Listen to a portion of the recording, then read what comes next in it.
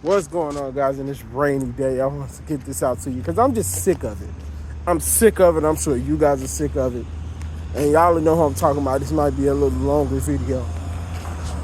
So, there's a guy that came in 2018, took the reins from a Super Bowl winning quarterback, led the team to the playoffs all of his years starting, led the league in passing 1 year, won an MVP, didn't do well in the playoffs, and that's became a growing theme. But then after his first year, just got progressively better,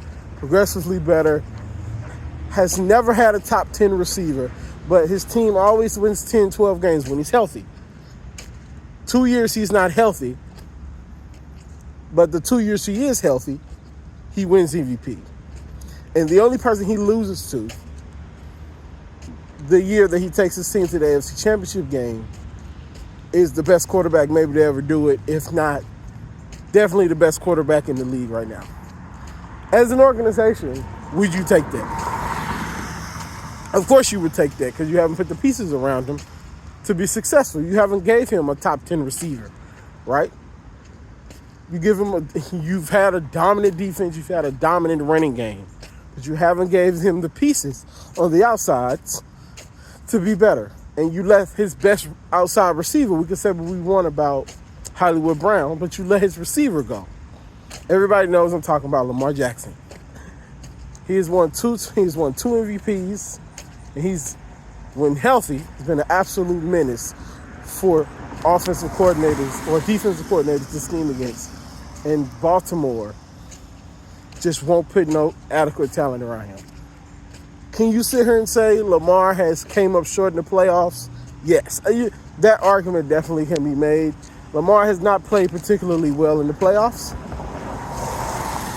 He's 2-5 in the playoffs. I think he's 2-5. He doesn't have a great record in the playoffs. I'm aware of that, right? But Baltimore goes nowhere when he's not there. I also didn't add, he gets hurt halfway through a season, and they go from top of their division to basically not making the playoffs. Because, that's the DeMar Hamlin season and all that craziness. So, I didn't listen to what Mark Slander said, but I did read it. And so, for him to put all of that on Lamar is crazy. That's why I have the Lamar Jackson simulator. That's why I coined that phrase.